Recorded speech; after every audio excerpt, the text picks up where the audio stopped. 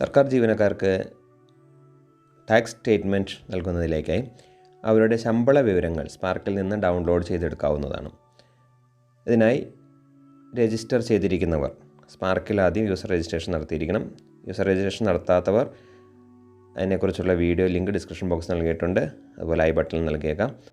സ്പാർക്കിൽ user registration നടത്തിയിരിക്കുന്നവർ വളരെ ഈസിയായി നമുക്ക് ലോഗിൻ ചെയ്ത് നമ്മുടെ സ്റ്റേറ്റ്മെൻറ്റ് ഡൗൺലോഡ് ചെയ്തെടുക്കാവുന്നതാണ്.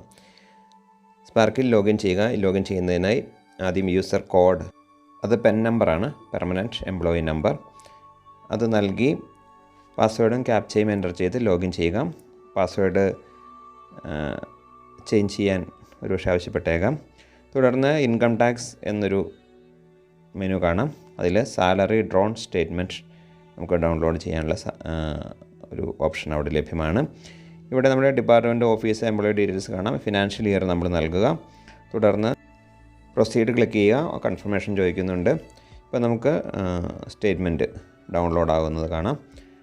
നമുക്ക് ഓപ്പൺ ചെയ്ത് നമ്മുടെ ഈ വർഷത്തെ ശമ്പള വിവരങ്ങൾ ലഭ്യമായിരിക്കുന്നത് കാണാം. ഇത് വെച്ചുകൊണ്ട് ഇൻകം ടാക്സ് സ്റ്റേറ്റ്മെൻറ്റ് തയ്യാറാക്കി നൽകാവുന്നതാണ്.